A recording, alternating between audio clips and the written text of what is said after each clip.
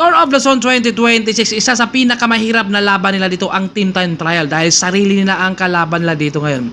Si Ryan Tugawin ay na-flat na kumbaga sariling sikap niya para makakadikit at dito sa kanila dahil bawas na sila, kailangan yung dalawa rito ay talagang hindi na muna kakalas para sila magtatrabaho rito. At meron tayong isang import ng excellent noodles na si Tyler Douglas Hanay. At dito lumikod-likod na muna si Tyler dito dahil napansin natin dito, tinamaan na siya ng init ng panahon natin dito sa Pilipinas. Kaya nagpalikod na siya. Si Marcio Dario dito ang talagang kinakabayo na niya yung kanyang pagtatrangko dahil dito siya yung kondisyon. Kailangan talaga mausap-usap rin kayo sa loob ng karera na kung sino yung kondisyon, siya ang mahabang magtatrangko. Dahil hindi naman kayo lahat dyan sa loob ay kondisyon rin. Pero kailangan wala ng kakalas nila muna dito dahil nga ay nawala nga yung isa dahil na-flatan. Kailangan rito ay meron talagang isa rin na magmamando kung paano rin yung buka at saka yung pasok rin. Dahil ito, napansin natin rito na hirapan na itong si Tyler. Hindi siya nahirapan dito sa kanyang speed kundi sa init ng panahon. Nag-a-adjust pa siya at bumubungad na naman itong si Sumiso. Yung kanilang palitan nito kailangan matatiming rin para yung pagpasok ay hindi rin mad-delay. At halos hindi na ito makabungad rin si Tyler gawa ng nagre-recover ba siya sa likuran.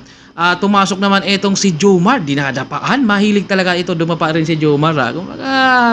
Dito ay napaka init ng ating laban dahil last year sa kanilang team time trial, ang mga Standard Insurance ang talagang namamayagpag, sila yung ang nag-beast time sa team time trial. Kaya dito sa unang 2026, pwede kayang international o mga dayuhan natin o mga Pinoy muli. Kaya rito dahil syempre nung kanilang unang laban, may mga tama na rin gawa ng yung dalawang ahon ng payapa, napakahirap, pati mga taga-ibang bansa rin ay nahirapan din naman umahon sa may payapa. Akala natin yung ating solo breakaway na si Dayong Jo ng Team Gapyong ay masustain niya yung kanyang breakaway, pero talagang minala siya, kumbaga kinapos pa talaga at naubusan siya ng gasolina siguro dahil nga bagong dating, kumbaga nag-a-adjust pa.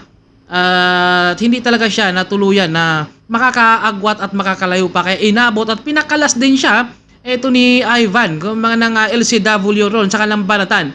Kung mga marami talaga ang mga taga-ibang bansa ngayon na malakas dahil mga palaban sila at syempre hindi naman tayo magpapatalo, kailangan rin nating lumaban. Alam naman natin na pagdating sa ensayo lamang talaga ang mga taga-ibang bansa dahil yung pinag-iinsayuhan pa lang natin matraffic na. Kumbaga kahit science nga sabi nga nila, pero rito ay sa kanilang team time trial ito yung mabigat din naman talaga dahil kailangan matatansya mo kung saan ka dapat talaga ay isagad mo na soldaryang humahatak, bumuka at pumalit naman itong Joseph Habernar. Pumasok na itong si Tyler dito at nakakapag-recover na siya at dito sa kanilang team time trial sa Tour of Luzon 2026 ay pangalawang dito ang Team Excellent Noodles.